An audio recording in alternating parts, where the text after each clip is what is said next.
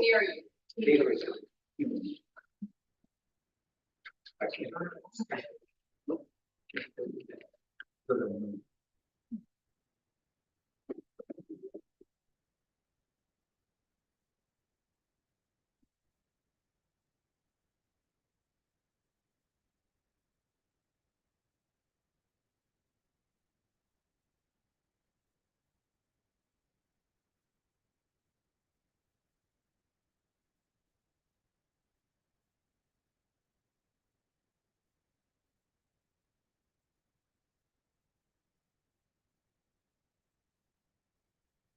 We have a quorum here, so we'll go ahead and get started. I'd like to call the Missouri Western State University Board of Governors meeting to order. We'll make a note on the agenda items that we have an addition at the end, a report from our Chief Assistant for Strategic Initiatives, Kayla Wagner. Didn't get updated on all the agenda items. I think some may have had that, but that will be included. Our first item of business is to approve the minutes from the last board meeting. Do I have a motion to approve the June 27, 2024 board meeting minutes? To approve. A second? Second. For any discussion? All those in favor say aye. Aye. Opposed say nay. Carries. We'll now have the Personnel, Finance, and Operations Committee report. Governor Landis. The Missouri Western State University Personnel and Finance and Operations Committee met earlier today, and I'd like to turn the time over to Vice President James.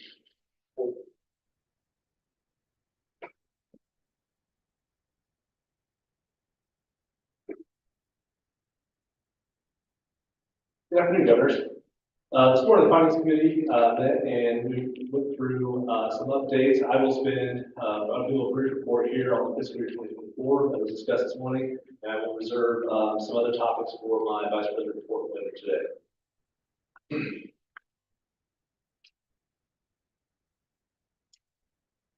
The information in board effect is through June 30, 2024. We finished fiscal year 24 at $49,613,981 in total operating revenues. This is approximately $3.4 million over budget. When we remove the state grants, which are largely due to the community center, we had a total of $41,021,675 in revenue on a budget of $42,766,702, or a $1,745,027 revenue shortfall for the year.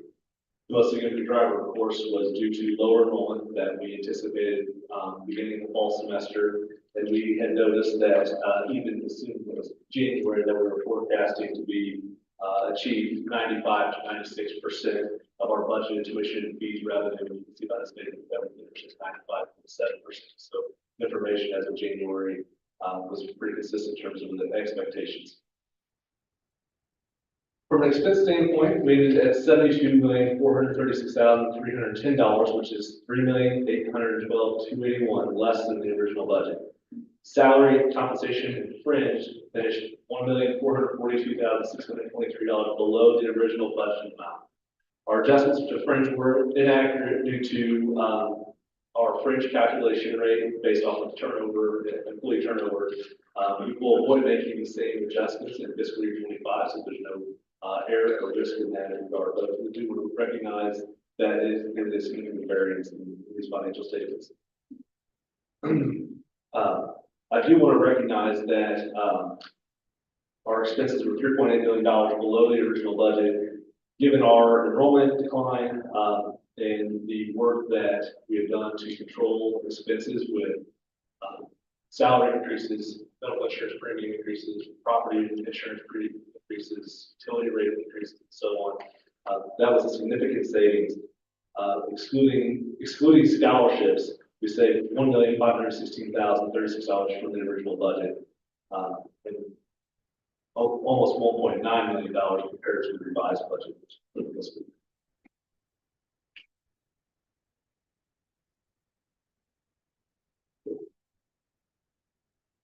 Non-operating revenues and expenses were pretty much on budget for the year, so 99% of the total. Most significant difference here is the city ARPA funds for the police center.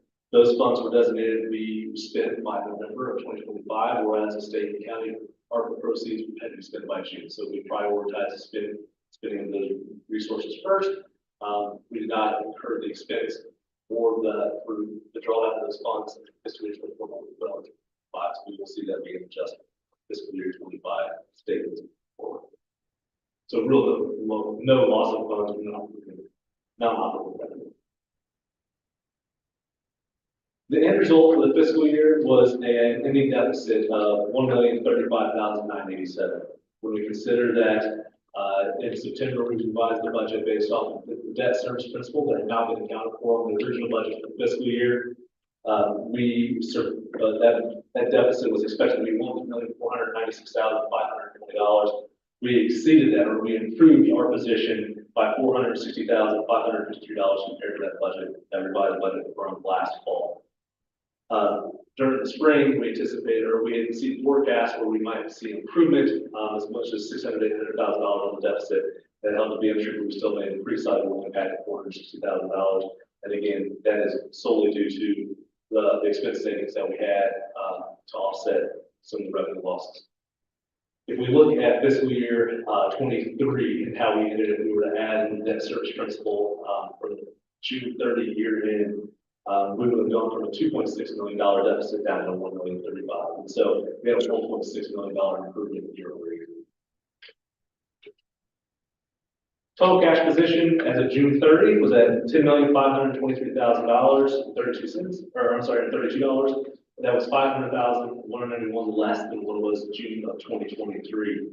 We still see that the higher dollar amount in at June 2022 due to the first proceeds that we received for various projects. In the next couple of months, we'll start to see that trail off. On July 31, there's a little bit more of a sizable gap in terms of year-over-year comparison, as our balance went to $7,070,155, which is $1,413,000 less than the same period last year. But I want to point out that as of August 2nd, just 2 days later, that variance had closed to just $30,000. And so this is just where our cash had closed in the given cycle based off of where we're at. And so as of now, we are trending very much like what we did from cash perspective last fiscal year. Are there any questions or comments regarding the financials?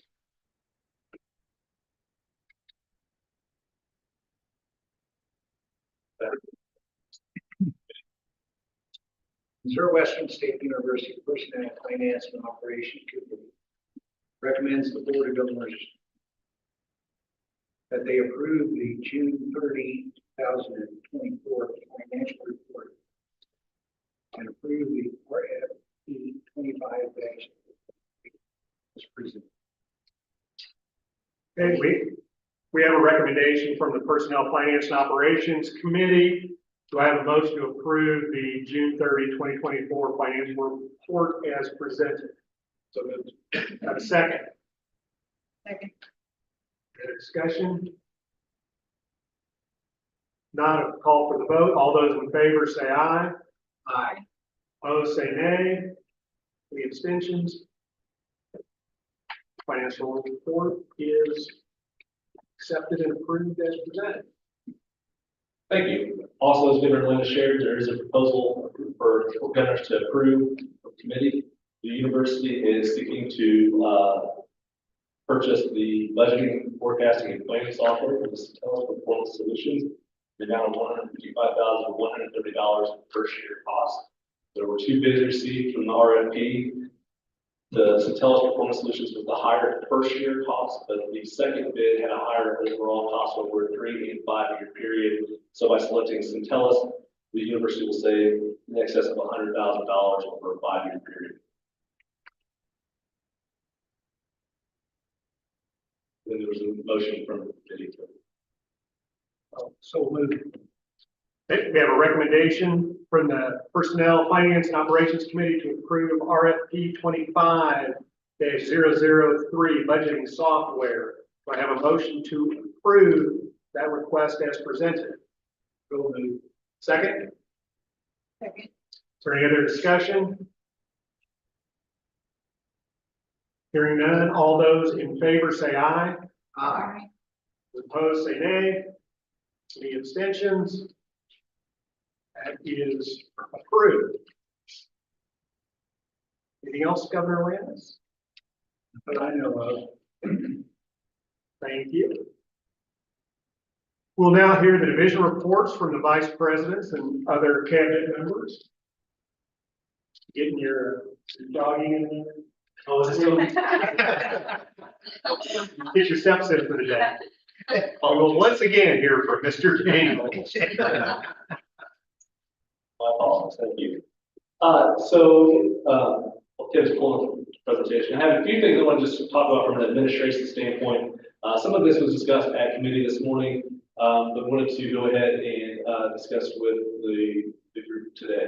The university has onboarded 46 new hires between July and August, with an onboarding occurring today with human resources. We've had several recruitment efforts ongoing as well as we start off the academic year with positions for the provost, vice president for enrollment marketing, dean of college of business, college of business, as well as several other staff positions.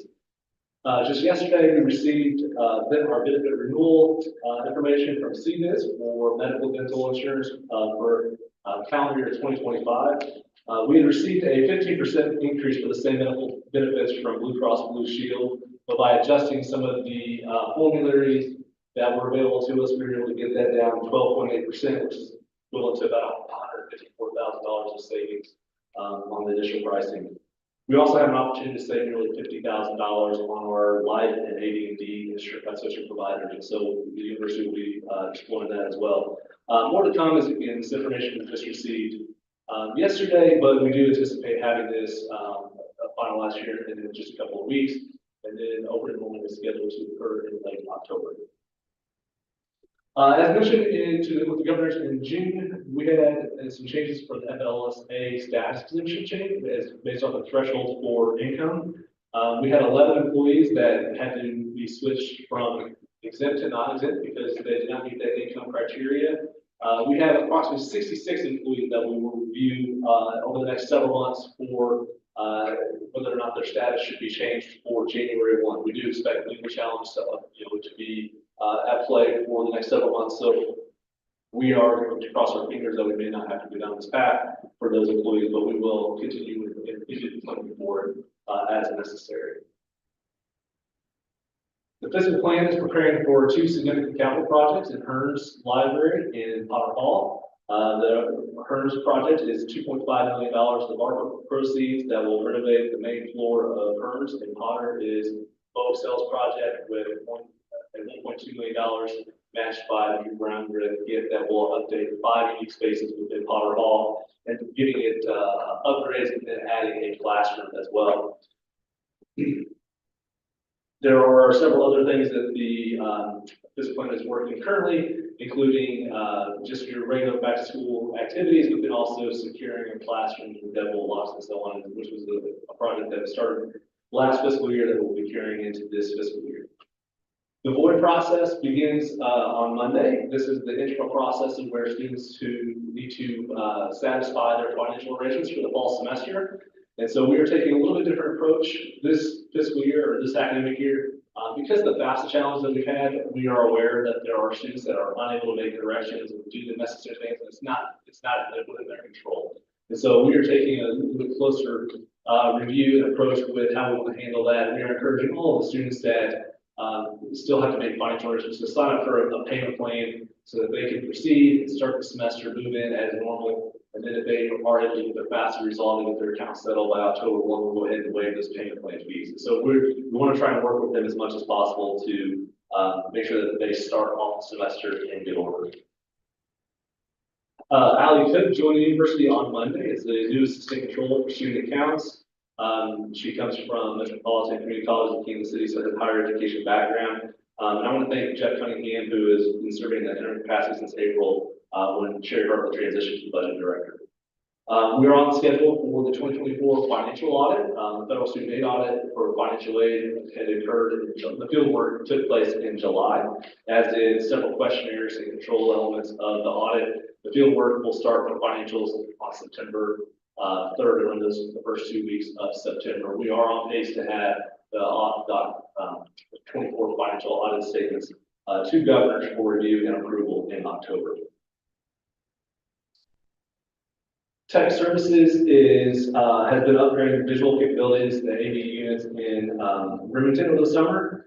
They have several large tasks as we look at the upcoming year. When we think about things that the universities will be doing with its network infrastructure and security features, using more Microsoft platforms. As we've discussed at length, we've got this extensive amount of old Gmail email accounts that we can do to sunset. And so we'll have an extensive project management workflow that we'll be going from over the next 12 months or so for Tech Services. Chris Gregory is our new CIO. He starts on September 3rd. So he'll be coming in to help facilitate that. And I want to thank Jeremy Hunter for serving as interim CIO since March. He will go back to serving at his normal position as Commission Security Officer. He's my. Any other questions or comments from an administrative perspective? Anyone? I'm going to ask a question, but probably answer it myself just for clarification. We talked about the legal challenge to the exempt and non exempt employees. That's at the federal level with the Department of Labor, correct? That is correct. Yeah, there was several organizations in Texas that challenged it in late May, early June. It didn't go. They were challenged in the second threshold, not the first threshold. Thank you. Thank you, Daniel. Next up, we have to speak about university advancement in the Missouri West. Oh, I skipped one. Sorry, it's just a very important one. Academic Affairs, Dr. Joel Heyer. Just trying to create a little drama.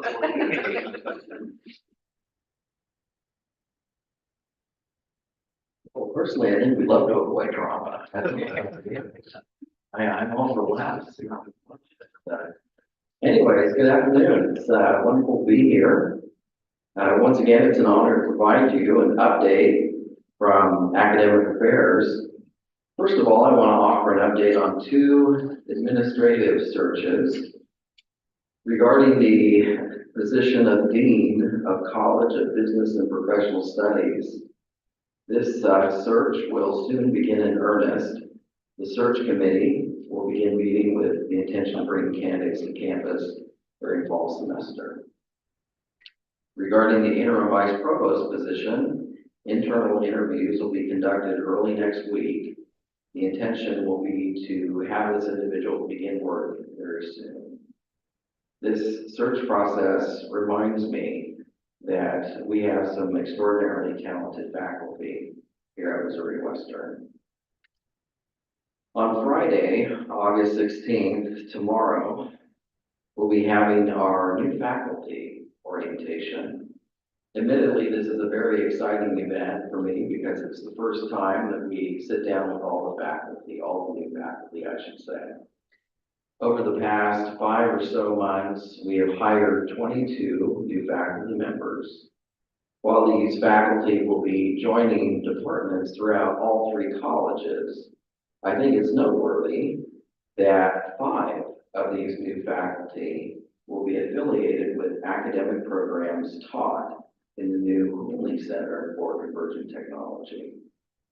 During new faculty orientation, individuals will learn about a variety of topics, including about our students and our institutional culture, the master academic plan, our applied learning mission, the Center for Teaching and Learning, and the Center for Academic Support. This is a critical onboarding process that fosters belongingness and builds on what new faculty are actually learning today, right now, during the new employee orientation. So that's a different onboarding process, but that's happening today. So new faculty orientation is taking place tomorrow. Another topic that I wish to mention briefly is Plan Week. Plan Week will be held next week between Monday, August 19th, and Friday, August 23rd. Everyone will be back on campus, so that's you might imagine, a very exciting time. In addition to events and activities conducted through the President's office, there will be critical meetings for faculty to attend, including college and departmental meetings, Faculty Senate Plan Day meetings on a variety of topics such as promotion and tenure, and also on student affairs. There will be meetings on assessment, IRB, which is Institutional Review Board compliance, the Center for Teaching and Learning, and how to use Canvas, which is our learning management system. Such gatherings are critical elements to helping faculty be successful and ultimately help facilitate student learning and student success. Finally, I would like to share a few words about Kickstart. Kickstart is a pilot program which finished its second summer aimed at incoming first-generation students. Promising results from last summer inspired us to hold Kickstart again. With a variety of topics and interactive activities, students have the opportunity to connect and prepare for success early on, well before the start of the school year. Kickstart is in person. It's a one-day event. It's done by invitation, involves small groups, it's hands-on and interactive. 33 students attended this summer. The attendees represented 6 states: Missouri, Kansas, South Dakota, Iowa, Oklahoma, and believe it or not, Pennsylvania. 14 of the 33 students were local, that is from St. Joseph or from Savannah. The programming included technology systems students will use, including GoldLink. Students learned how to order books through the bookstore, how to use Google Suite, how to use Canvas, and where to access free Microsoft Office Suite. There were also other interactive activities, including a virtual escape room, a campus resource Goose Chase, a student panel, which apparently is very popular, and discussions on time management, including the use of Google Calendar. It is from Kickstart last summer, and I would emphasize many other efforts that the university is engaged in, that freshman retention has improved from 57% to 61%. What questions do you have for me?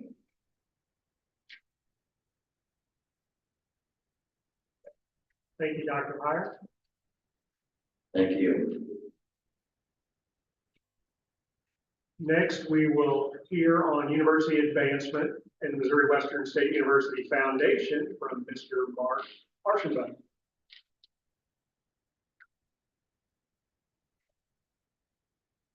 Thank you, governors. You've got my report, so I'll be brief with a few highlights and new information items. Because Dr. Heyer mentioned the activity of searches, I'll also add that the provost search is moving apace. I'm overseeing that search. We expect to have a preliminary evaluation of candidates by the search committee in September, and hope to have candidates here on campus as early as October. The goal would be to have someone in place in the position by January. As I included in my report, fundraising performance continues to be strong, with July bringing news and receipt of new commitments totaling about $2 million in documented and expected gift revenue. Our pledge fulfillment rate continues to remain at about 95%, so we have good confidence in these pledges. As a result, we can already project, just 6 weeks into our current fiscal year, that this year's cash receipts will exceed $1.9 million. It's important to note that our FY23 cash receipts were only 1.5 for the entire year. So we feel like we're headed in a good direction. In my report, I included information about the fact we will receive approximately $1 million in scholarships for early education and music education this October from a Realize the State gift. This gift was originally created by an alumna of the junior college who lived her life in Maryland. From such a distance of time and space, there were potentially many reasons that a donor might change their mind over the years. about whether to keep us in their estate. But enough good news about Missouri Western must have reached her to ensure her continued commitment to the university. And that bears thinking about for a moment. I know the university will be hearing from, is working with Tamara Wagner on strategically refocusing and elevating our brand and the narrative of our value proposition. While I understand those efforts are primarily focused on strengthening our student recruiting and retention efforts, those can also positively impact the perception of Missouri Western by our community, alumni, donors, friends, and partners. So as the governors consider the investments in those branding areas that must be made to empower them to succeed, I urge you to keep in the back of your mind the potential positive effect this could have on fundraising. Some of those new gifts that just came in, they're in the report, but I want to touch on them briefly. They do tell a really good story, I think, about the funding for the Cooley Center. First, through the president's efforts, we were able to secure all the funding necessary to build the structure and cover most of the costs of the equipment. Then we were able to raise private funds that provide operating resources. Through the efforts of Governor Landis, we were able to secure a $250,000 grant that the university will be matching to the foundation to provide $500,000 for a professorship in construction technology. And now we have received from Herzog a $500,000 scholarship commitment for students that will take classes in the CTAC in manufacturing technology, construction technology, and cybersecurity. So you see, we have been able to secure the facility, the equipment, the faculty, although we're going to continue to seek more funds for faculty, and scholarships. So we have, on top of that, but still about $5.6 million in operating funds available for it. So we've gotten in a good place with the Cooley Center. A little bit of other Cooley Center news. We continue to attract new corporate supporters, and because this information kind of trickles out, I wanted to add this just so you had a chance to reflect on it.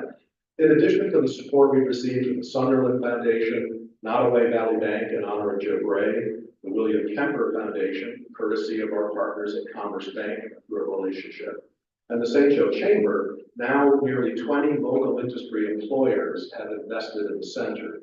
They include Altec Gray Manufacturing, Triumph Foods and Daly's Premium Meats, Nestle Purina, Ellison Auction, Bluescope Buildings, Bruner Construction and Crane, Lear Construction, Midland Steel, Lifeline Foods, Summit Truck Body, Lawhon Construction, P1 Group, Heidecker Construction, H.A. Mueller Construction, BMS Logistics, and Pioneer Materials.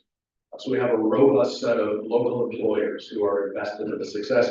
And I would go on to say we're not done with the fundraising. We have currently another $250,000 ask out that's pending, and we are in the process of preparing another $250 million ask shortly.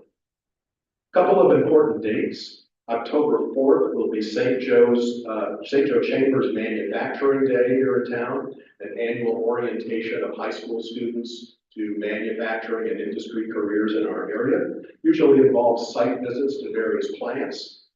We have arranged for one of those stops this year to be the Cooley Center, where we'll have our recruiters and admissions staff in place to greet the students as they arrive. The hopes of attracting as many as possible to Missouri Western. We continue to project our ribbon cutting ceremony to be between mid-October and early December.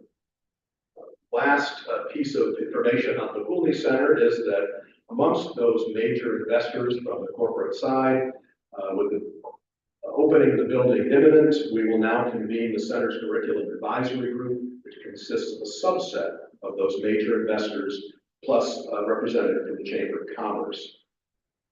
Similarly, we're having some good developments in terms of attracting attention of key volunteers and potential donors to the Craig School of Business. The Craig School of Business, with its new chair now in place, has launched its National Executive Advisory Council. These individuals, probably about 12 in number when complete, each with substantial business leadership experience, will advise the chair on the direction of the school, support the renewal of its accreditation, and make philanthropic contributions of significance. The school will also shortly be standing up a regional business council. That group will play a slightly different role, being especially active as volunteers in providing students with hands-on mentorship and applied learning experiences. Those two groups replaced the former Executive Advisory Council of the school. Greg Vermullen, who previously served twice as the head of the EAC, has agreed to serve as the inaugural chair of the new National Executive Advisory Council. So we've been very fortunate in good efforts put forth by our volunteers, and I want to take just a moment to highlight some of the stellar contributions of our foundation board. We had our meeting yesterday, and we were able to highlight the exceptional contributions of time, talent, and treasure being provided by board members.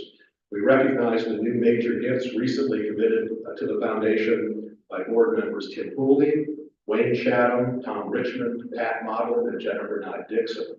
We're also in conversation with 5 other board members who are looking at making their major gifts. Meanwhile, board members Mitzi Pluckman, Dennis Rozanki, Kurt Jordan, and Boyd Nolan are all helping us network with 6-figure donor prospects. So we're getting a lot of good work from our foundation. We also had a significant contribution to the Brand Fund for Excellence, which is the funds we are raising to get the university's brand into the Children's Discovery Center, from the vice chair of our alumni board, Melanie Smith, and her family. Let me conclude before taking questions with additionally another bit of leadership I want to call out. I want to express a special thank you to President Kennedy on behalf of the foundation. This February, immediately after being advised by the Board of Governors that she would receive a raise starting in the new fiscal year, President Kennedy contacted me. That day in February, she selflessly and generously committed her entire proposed raise as a gift to the foundation for the duration of her current contract. Her commitment of $40,000 over the next 3 years has enabled us to establish the Foundation Vision Fund, overseen by the sitting chair of the foundation. The fund will support a range of activities at the university that the foundation deems critical to the institution's ongoing success. So I want to express our deepest appreciation for this leaderly, generous, and selfless contribution. Thank you, President.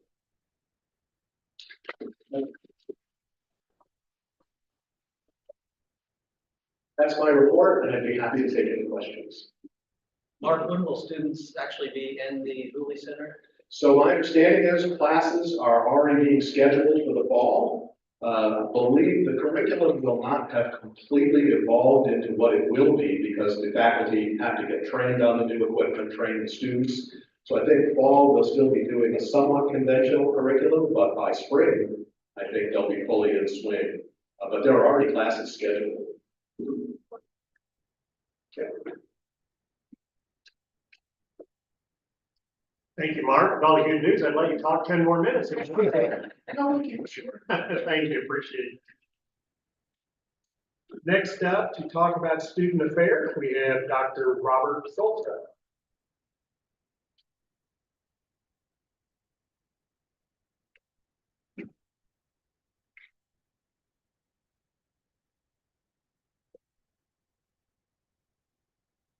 Good afternoon, Governor. Thank you for this opportunity. I don't often get a chance to publicly say this, but I do want to publicly say thank you to Mark and his leadership. When I hear about more than just fundraising, but the impact on our students, what the foundation does for us is amazing. So thank you for your leadership and your work, and thank you to alumni as well. And you all appreciate it. An opportunity today to present just an update in terms of something new that is a student affairs. You recall last January, I had an opportunity to unveil our Gold Community Standards. Today, a similar unveiling, but in the world as it relates to our connection of student affairs with academic affairs and how we're strategically planning our events and our outcomes and how we're assessing and measuring. So with that being said, the Higher Learning Commission, which our federal model for, has 2 standards of which student affairs plays a critical role. The standards you can see there are the co-curricular experience within our institution. Academic affairs have been doing a great job over the last few years of engaging us and making sure that's happening and meeting standards. Student affairs have been falling short. So when I came in, I had an opportunity to assess that. And over the last year, that's kind of behind the scenes, we were addressing those standards. Those 2 standards, as you see, then ESAs.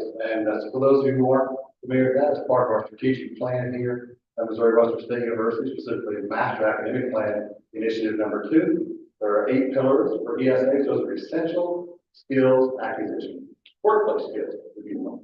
As an applied learning institution, that's the core of the work we do.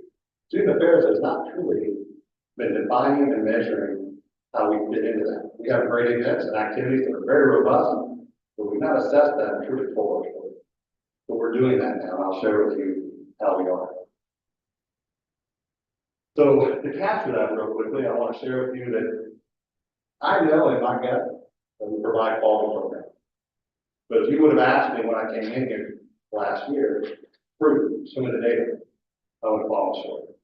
Today I can prove that to you. So as you take a look at the graphic on the right, you can see that the 8 essential skills acquisition, for all of those at the top of that graphic, have a logo.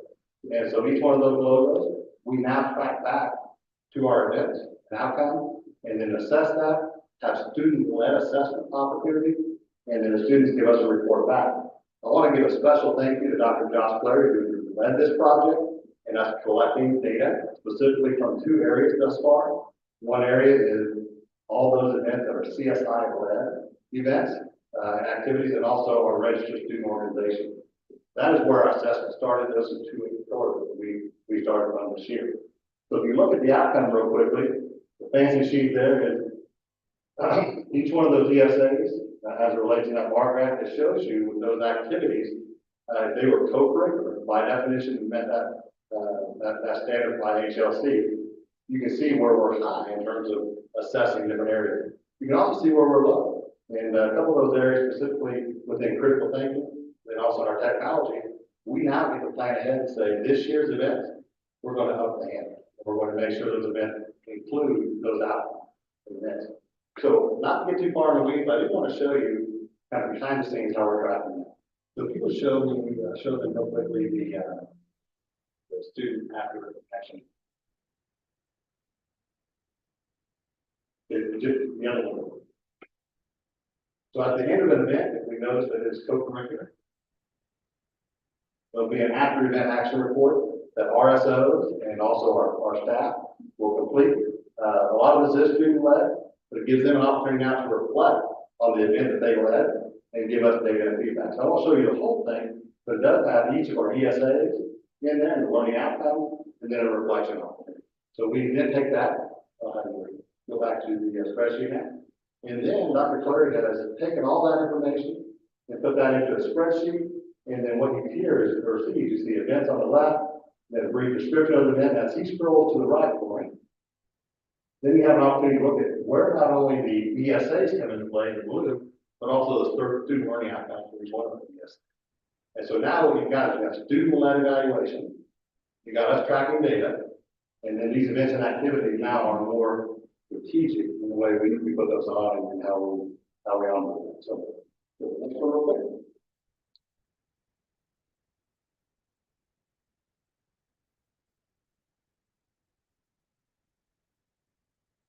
Excellent. So this is just a quick snapshot of how we are assessing our events and activities. Co-curricular. I do want to go back to one more thing on that slide and share with you that our top events in terms of attendance, bingo takes a day, but I'll share with you that it might not sound co-curricular, it may not say PSA and academics into bingo, but we're going to make that happen.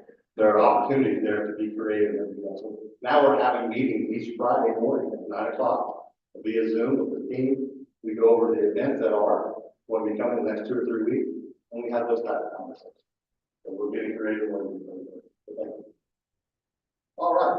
So just as important as planning those events is also marketing those events. As you know, student engagement across the nation is at a level, and we're really struggling within the higher ed institution of getting students to not only attend and engage, but know what those takeaways are.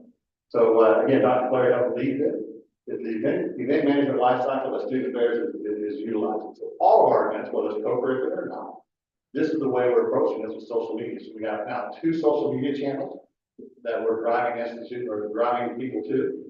If you keep in mind, we have a number of departments within student affairs, whether that be counseling services, residential life, and on. Each one of them have their own social media. Well, they were posting activity. What is difficult for students to track? sometimes 15, 20 different social media pages that they want to know what's going on in their university.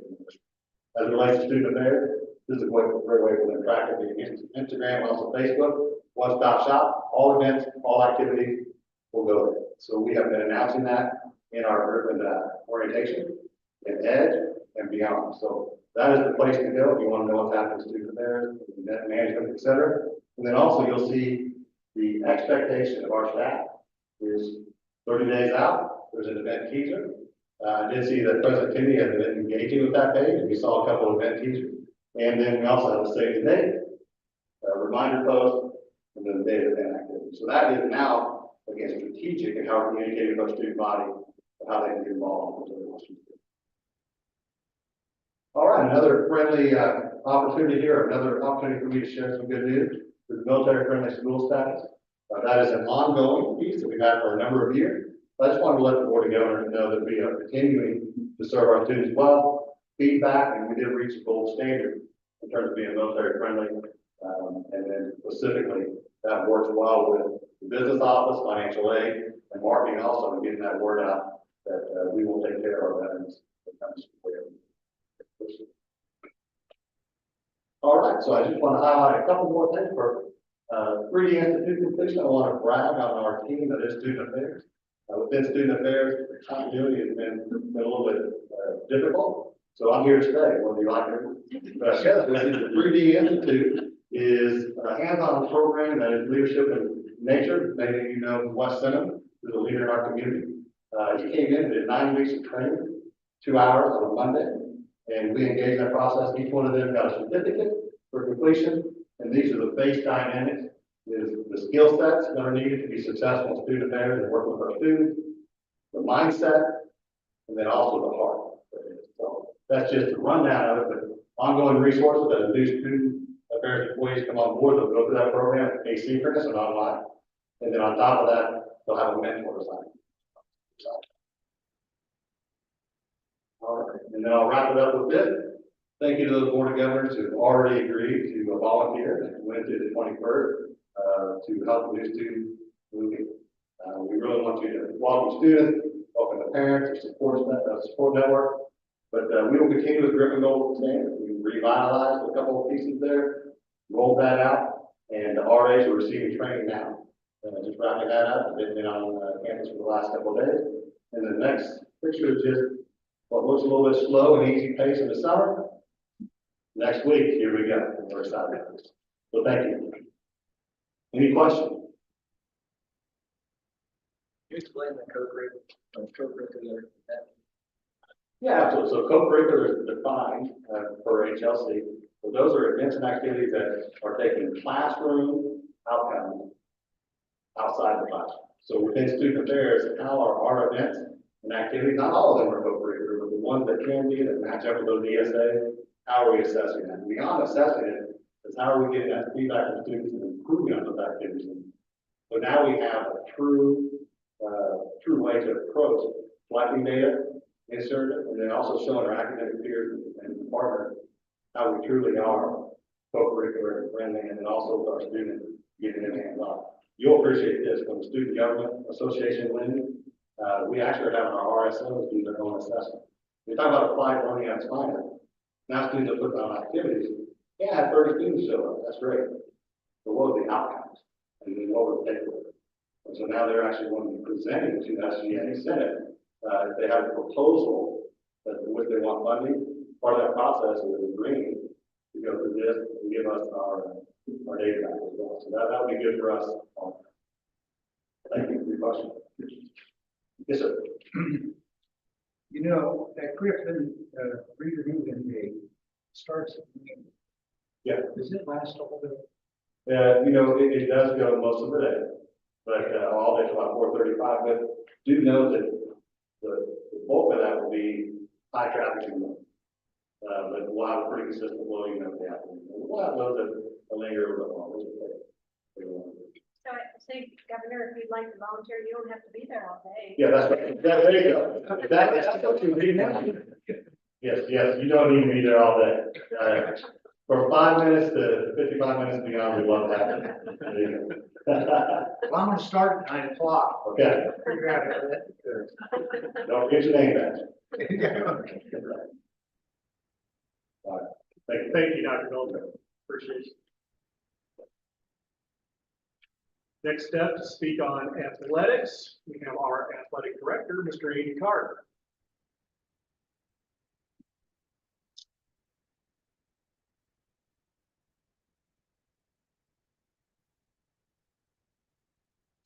Thank you, governors. Always exciting to be here, talk to you, tell you a little bit about what's going on in our area. Of all my experiences professionally, this one at Missouri Western is the most unique in that our summer started July 1st, or I said our fall started July 1st. We've been moving pretty fast, entertaining the Chiefs camp. So today that ended with their quick practice this morning and all of their flatbed trailers and U-Hauls and what have you. And we are now all hands on deck moving back into the facility. The biggest lift of that is obviously getting our football team back into the locker room, coaches back into offices while we still practice. I feel really good about where we are with our relationship with the Kansas City Chiefs. We continue to hear nothing but positives. I think there's other people that have heard that as well. So I feel good moving forward, and then over the next few months, we can have conversations with them about what the future looks like. I am happy to report to you that as of today, other than two full-time assistant positions and one part-time assistant coaching position, we're fully staffed. That includes our administrative staff, all of our strength and conditioning people, our athletic trainers, all of the what we refer to as our senior administrative team. Everybody's in place and everybody's working very, very hard, getting ready for the school year. Last I checked, we still have a few more weeks here before school starts. We're over 400 student athletes again this year. So we'll have a robust crowd coming in. And then lastly, I would share with you also that there's some exciting things coming down the pipe this fall in regards with the MIAA. We've been in conversations as a conference with a TV station in Kansas City called Spratt. And we will be airing one game a week from the conference, a game of the week, if you will. That'll be played live in the Kansas City market. So they'll take our live stream, our network stream, and put it on down there. And so we play back-to-back weeks live in Kansas City market on television, October 12th versus Central Missouri, at Central Missouri, and then the following week, October 19th, our homecoming game here with Nebraska Kearney. And so what's interesting about that is the home team gets to decide what they will do with the fee, number one, and with the inventory of opportunity to advertise and talk about their institution.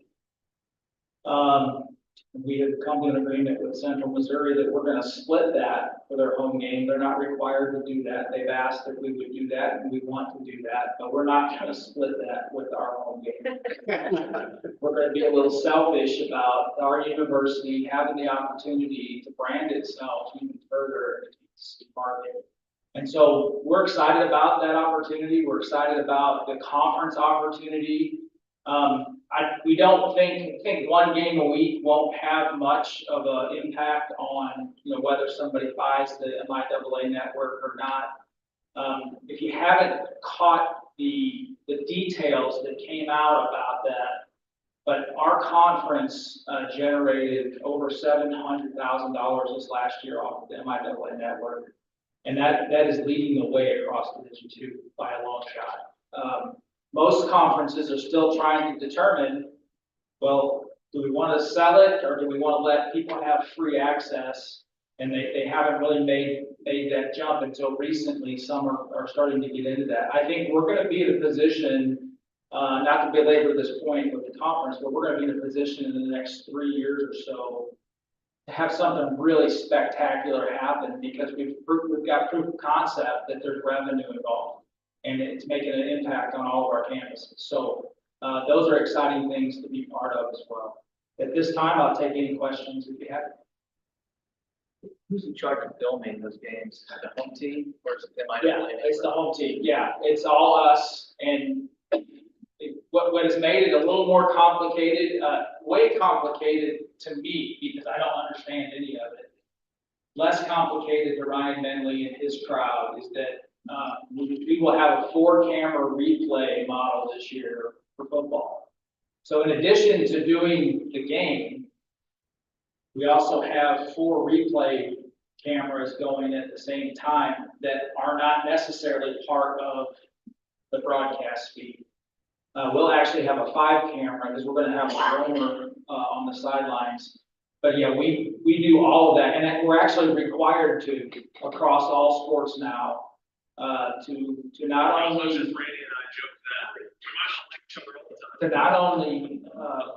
put every conference and non-conference game up. But if you have 1 camera, so a sport has 1 camera, then you have to have commentary. If there's 2 cameras, then you don't have to have commentary, but they want you to. So we're really beefing that area up because we see an opportunity for revenue if it's done well. And you might be able to talk just a little more about, put a plug in for you of how well the university has worked with the St. Joseph Sports Commission for events. We previously talked about the all-class high school football championships coming to our campus, unless there's a playoff game here. But those types of things, but I know you've worked with them in the city it just are positives for not just the university, but our community as well. And there's a lot of things in the hopper, such as potential conference basketball tournaments and things like that. Or you might just kind of talk about that relationship or some things that. Yeah, and I think that the relationship that has been developed with the city, obviously the mayor's office, chamber, the CDB and the sports commission, all of those have been built over a long period of time. And we've had NCAA regionals and NCAA championships here previously, but now we as a team are on the lookout for opportunities. And, just having the open door relationship, a phone call comes in and says, hey, we got a chance to do this possibly. And, what are the upsides? What are the downfalls? And this is how the high school thing came about really fairly quickly. And it all hinged on, would we be willing to roll the dice on the postseason? If we host a semifinal postseason football game, there's conflict. Well, we've never done that. Okay, we've never had a semifinal postseason football game. But if we did, we made a contingency so that the high school playoffs would move to another site, and then we would be able to do that here. But I think that comes with the familiarity and the relationships of the people, including President Kennedy, including Mark, and the folks in our community of knowing that, hey, we do a pretty good job running these events in St. Joseph and or on our campus in Missouri Western. The Elite Eight that was here the previous 2 years for the women's basketball at the NCAA level was received in such a great fashion and was spoken of so highly of how that event came off. And one person or one entity can't make that happen. That's got to be a bunch of people. We're talking about the potential of hosting some convention-like activities in the future where we partner with the community. And we're really hopeful to see the community continue to grow from beds, hotel beds and things like that, because that only enhances our ability to get more events here. And anytime we can compete here rather than having to travel halfway across the country, we're going to be interested in doing that. So back to your comment about the Missouri State High School, we have the 8-man this year on a Thursday night. And then starting fall of 25, we have Friday and Saturday 7 championships. And so that's going to be an exciting time. It's going to have an effect on a lot of things that we do. We'll be going out for a concession RFP at some point in the spring for the next 4 years, knowing that we have this fantastic event coming into our campus. So we'll continue to be on the lookout for those, and when they make sense, sometimes they don't make sense. Sometimes there's just too much going on at the same time, and it overwhelms our ability to do it. But when they make sense, we're going to be all over it and try to make that happen for our community. On your efforts with that coalition within the city and the chamber and the CVB and all those players rowing the boat in the same direction are just good for all of us. Yep. So thank you. Appreciate your report. Thank you. Next up, we will hear from our student. Oh. We will now hear on strategic initiatives from Ms. Kayla Wagner. Let's go.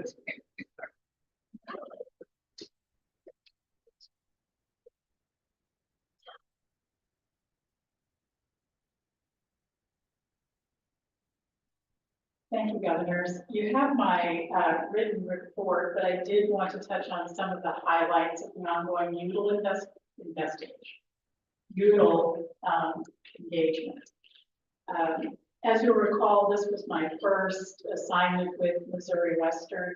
I joined in April to shepherd the little branch strategy engagement, but I would be remiss if I didn't recognize Kent Heyer, who has helped along the way. Kent is the one who actually knows the people and the things, and has been very helpful in this process. I was fortunate, though, that I could jump right in as the decision to hire UDL had already been made. UDL, as you'll recall, is a brand strategy firm in Kansas City, and the scope of work had already been determined as well. So all I really needed to do is jump in and drive the timelines and the deliverables. This experience with UDL has been a very clear and concise process. UDL has proven to be analytical, responsive, and very thorough. It's been an energizing study and one offering much promise for the future of program development, brand and marketing strategies and messaging.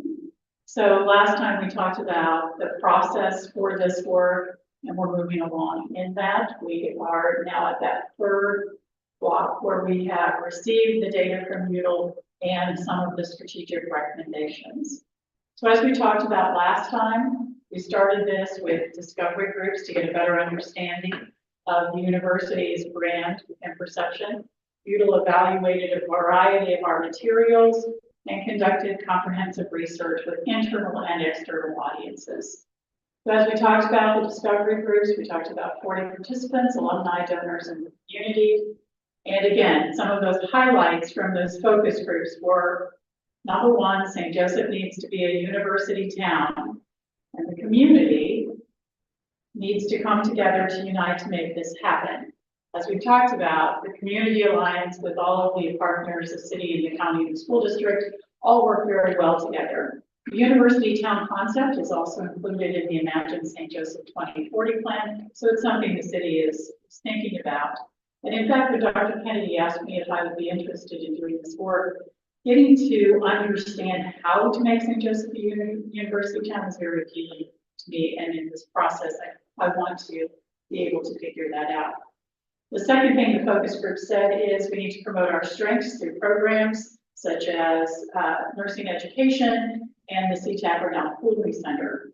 It's not as if this work hasn't been done. I noticed the packet going around that marketing communications put together. So marketing communications, the entire university has been talking about these things. What the data is saying is that we need to do more. We need to broaden audiences, and we need to hone in on our messaging. So the other challenge that came from the discovery groups were, we need to enhance the appeal of higher education and clearly focus on shifting that thought process of you don't need to go to college to you do need to go to college, and here's why. So that's a big challenge, but a lot of these efforts are relatively big challenges and will take some time to do. The next step in this process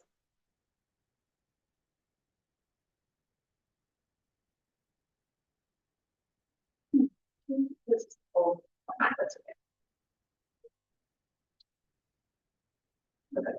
So the next step in this process was actually to do the qualitative research, and we received surveys from about 326 participants. And those surveys were from, again, alumni and donor, faculty and staff, current students, the business community, community leaders, and high school counselors, referring high school counselors. So a very, very good group. Here are some of the brand perceptions from faculty and staff. So they're very supportive of innovative curriculum and program development, want to be more involved in bringing those things to the forefront. They believe that Missouri Western is adapting to meet the needs of today's students and workforce. And they believe that Missouri Western not only produces graduates that are equipped to get good jobs and have bright futures with endless possibilities. So very, very hopeful from faculty and staff. With current students, we asked them, what were the things that drove you to choose Missouri Western? The first one was affordability. The second one was career readiness in real world job training and the ability to get a job after graduation. And the third is quality of education. With external stakeholders, business and community leaders, we asked, what should the future of Missouri Western look like? Those answers were creating career-ready students through workforce collaboration, strong, mutually supportive connection between St. Joseph and the university, or that university town concept again, and innovative, top-notch programs. So I think the one group that I was most eager to hear from was referring high school counselors. As you heard today, one of the things that this work will really drive is student recruitment, retention. And so we wanted to go to that source with high school counselors and ask, what are your perceptions of the university and how do we do that? So high school counselors did say Missouri Western is an excellent option for students who are considering higher education. They also said it's a good value for higher education, and they commended our efforts with first generation students. So what are the most important insights that we get out of this information and this data? The good news is the community loves Missouri Western because it listens and adapts to the changing needs and the community and workforce. So I think that that's a remarkable position to come from. So I think a lot of us have done this kind of perception survey before for other organizations that we've worked for, and reaching that level is not easy. And so this is really, it's good. Missouri Western is focused on career readiness and real world job training and is welcome and opening to all students that want to learn. Students choose to attend Missouri Western because it's closer to home and work and comparatively very affordable. Now on the flip side, students don't choose Missouri Western because of misconceptions about offerings and support services. The major they may want to pursue may not be here, and they believe that the city may not offer that college experience that they're looking for. And so what we have to do, and as we talk about all the time, is we have to tell our story. We have to tell our story about why those things are compelling reasons to attend Missouri.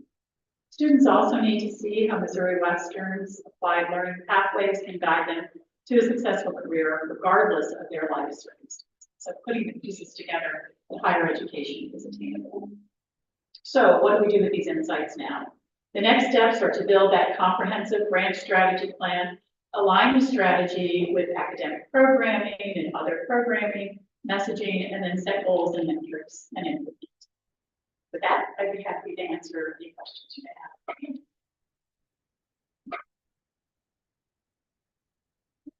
Thank you, Tamara. Appreciate it.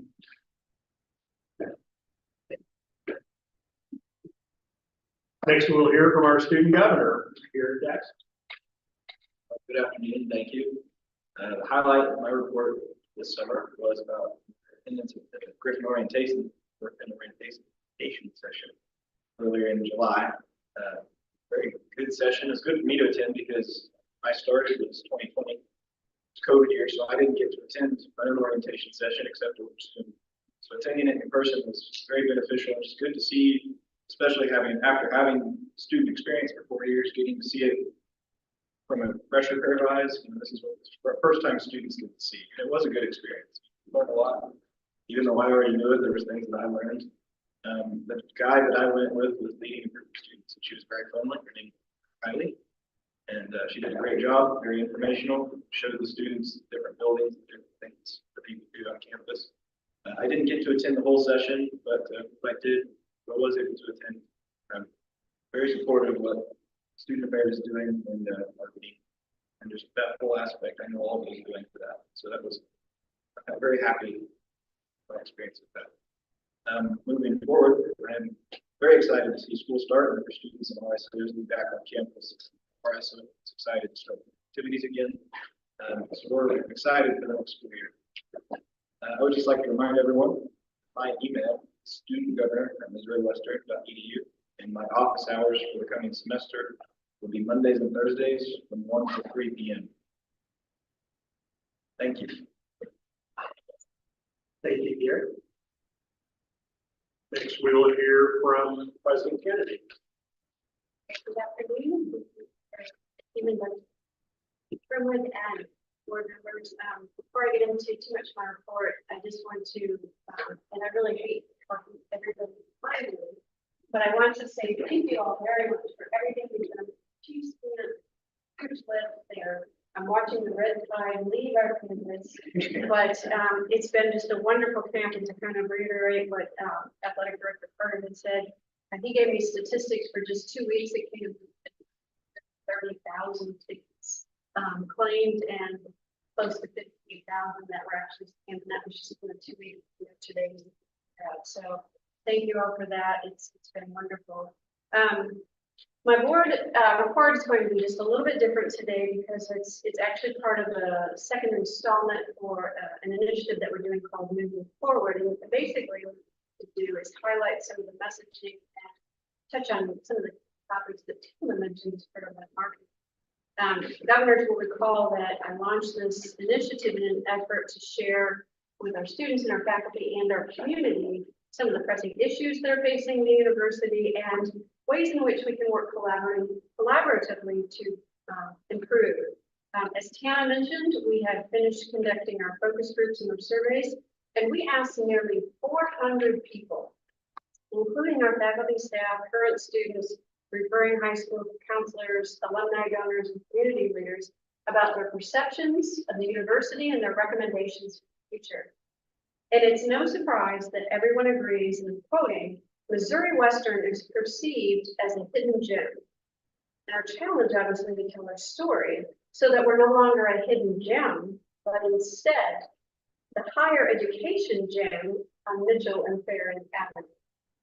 So the question is, who are we now? We all know what we've been through in the past, and we don't want to dwell on that. So instead, let's focus on the future, our future, and understand who we are now.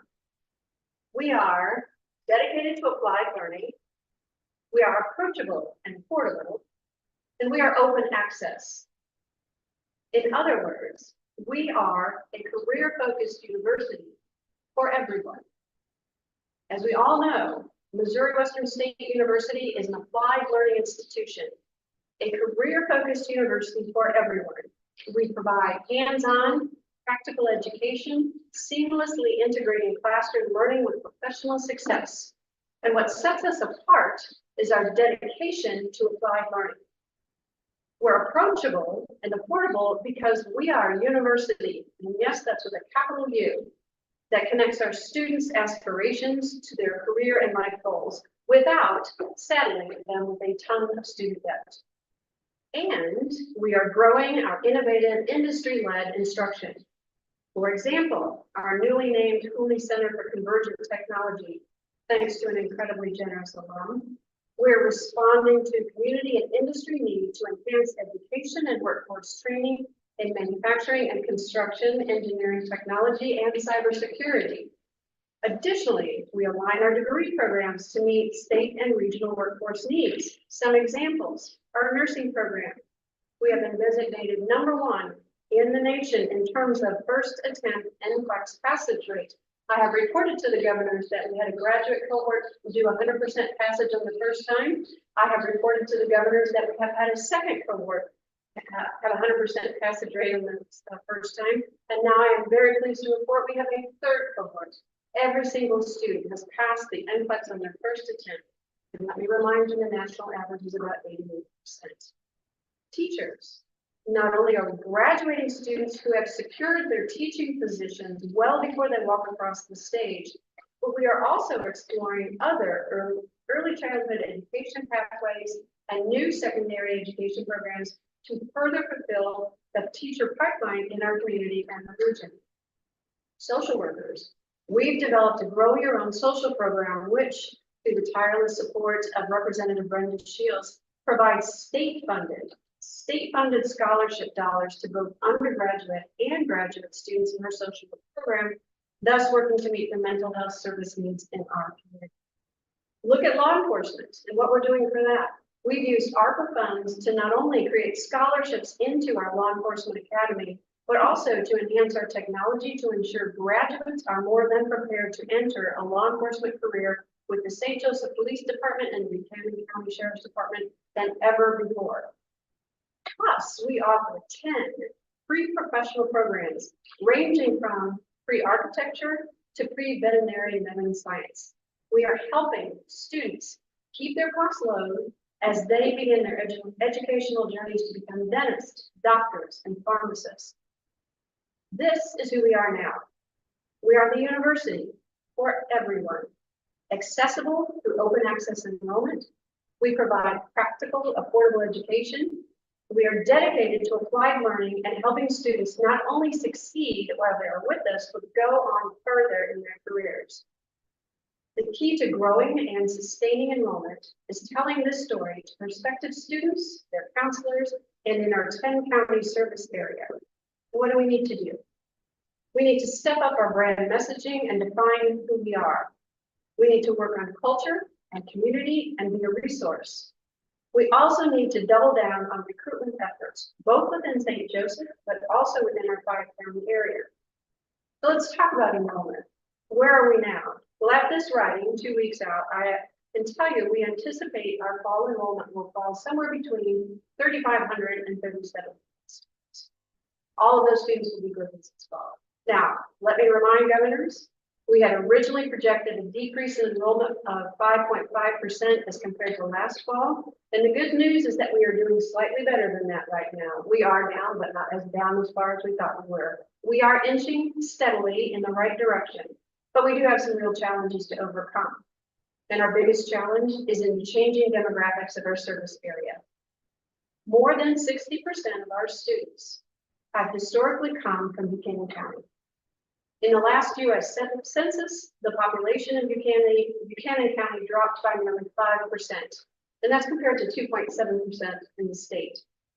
And if you look at enrollment in our highest local feeder high schools, and again, within the 10-county service area, the number of graduates produced by those schools has decreased by nearly 550 students from 2016 to 2020. That's 7 years. And if you focus on just the highest high school feeders in the St. Joseph School District, Central, Lafayette, LeBlanc, and Benton, not St. Joseph, those 4 schools alone have decreased in the number of graduates by nearly 360 students. We've talked about the high school dropout rate in Buchanan County, which is nearly 3 times the state average. And the bottom line is that fewer people for graduates. But it also presents a strategic challenge to us to change from our previous way of doing business. So moving forward, we need to more aggressively and thoughtfully pursue students in Buchanan County. The good news is that we have solid relationships with school districts and we can get this done. Secondly, We are going to become more deliberate in our recruitment efforts in the other counties in our service area. And the survey data from the Yule work validates this strategy. Let me give you an example. From the high school counselor survey, the perception was that they were, quote, not getting much information from us as they were from other schools. Well, they will in the future. We have identified a gap in our leadership team, and it is why we are currently searching for a vice president for enrollment management and marketing. It is imperative that we look at this work more strategically and with greater focus. And finally, the faculty. The last thing I want to touch on today, as Interim Provost Tyre mentioned, is we are so happy to welcome 22 new faculty members to our campus this fall. Faculty are the essence of our success, and without them, we cannot accomplish all that we need to do. Believe it or not, I will be at the end of this August, I will be celebrating my 28th year in higher education. And in my career, I can assure you, no time was more rewarding than the 17 years I spent in the classroom as a professor. And as we start the new school year, I'm excited to welcome our new faculty and our returning faculty and wish them the best of luck for a great semester. And finally, I want you all to know that I am so proud to be the president of Missouri Western State University. And I am incredibly proud of our entire Missouri Western State University team, our faculty, our staff, our administrators, and the dedication that everyone displays teamly for this university. And I so enjoy the work we do together. We are the state's premier applied learning institution, offering opportunities for all students to achieve and excel in the future's dynamic and ever-changing job market. Or, as we say now, we are a career-focused university for everyone.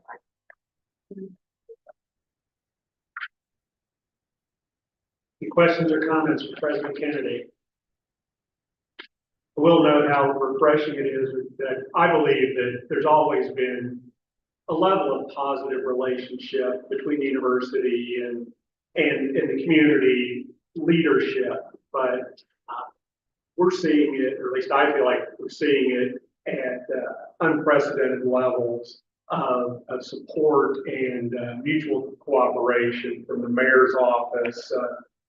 We've always regularly had mayors who are cheerleaders of the institution, but we have a mayor who is really moving City Hall to be a partner with us, and that is in large part of the relationship that our president has there, along with the hospital, the chamber, and just having Lieutenant Governor Kehoe on campus recently, and how he was certainly in campaign mode, which was understandable, but was incredibly impressed by what we had here. He knew a lot of things about us. He'd been on campus before, but seeing the Hooley Center and him commenting about how we were ahead of the curve of what he is seeing with the other higher education institutions in the state, and through leadership here, we have been ahead of that curve. It doesn't mean there aren't things to accomplish, but sometimes you have to step back and reflect. Then as you steady yourself for the positive things that we're doing. It's always great to hear when the students are coming back. That's when we all get re-energized for this. So, thank you. Any other comments, questions? I would also applaud your efforts, Dr. Kennedy, for your relationship with Dr. Dave Edgar, of St. Joe School District, because they have a big vote coming up, and what they want to have happen in April is 2 new schools. So it's important to collaborate with them, like the #1 theater schools. Very important issues coming up.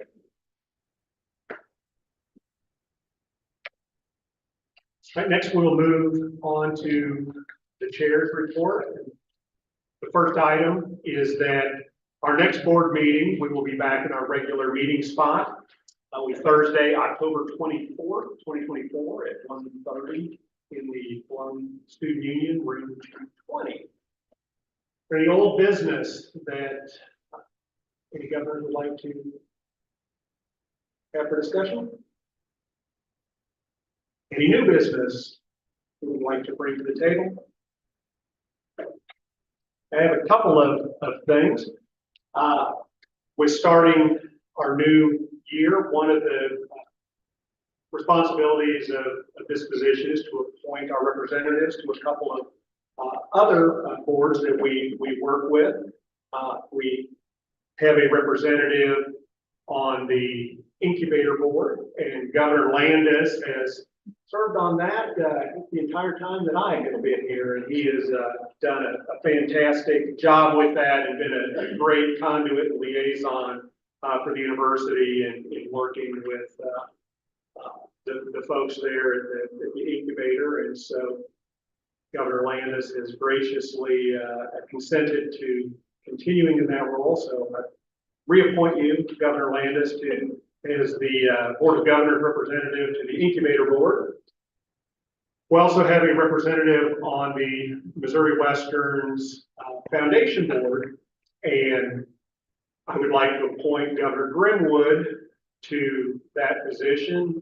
He has served on that board previously, served as the chair of that board, been very involved, very well respected and thought of with that group, and worked well with Mark Archambault and the rest of the staff there, and is also graciously consented to serve on that. So I appoint Governor Grimwood to the Foundation Board.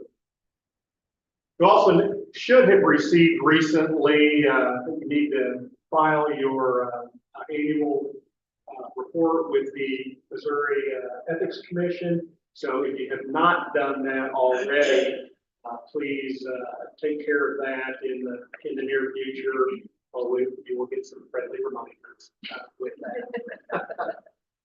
And tied in with that is another requirement is that we have an ethics resolution, which a copy was in your board book. This is a requirement of the Missouri Ethics Commission, needs to be renewed and resubmitted every 2 years.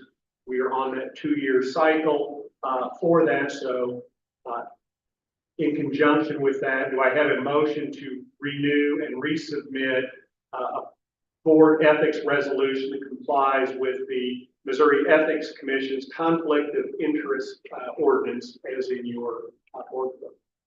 Have a motion? A second? Second. Is there any other discussion? All those in favor of the motion to renew and submit our ethics resolution, say aye. Aye. Opposed, say nay. Any abstentions? Then the motion pass.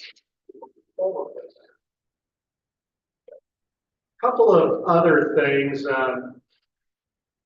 We do have committees that need to be populated, and we have the finance committee that met earlier today was still ones that were on it or previously appointed to that.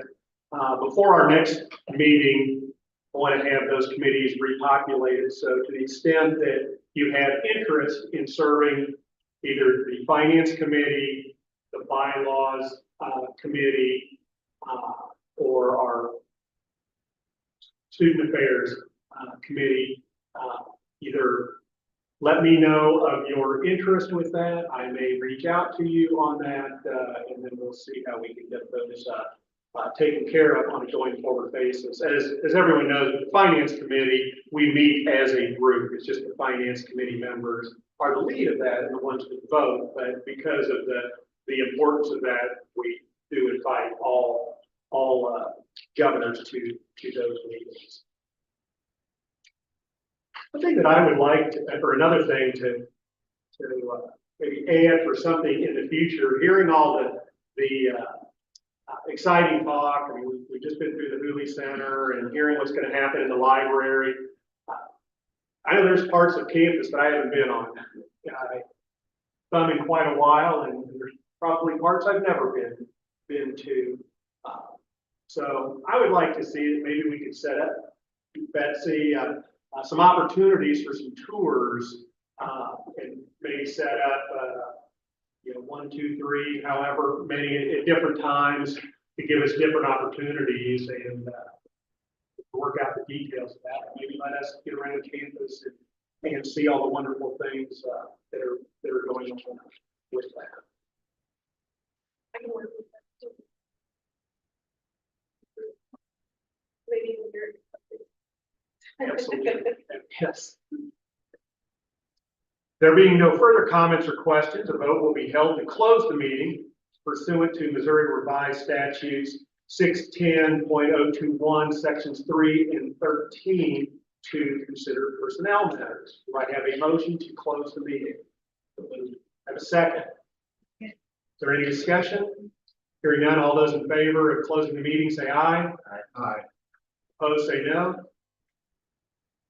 Right, we will go into closed session.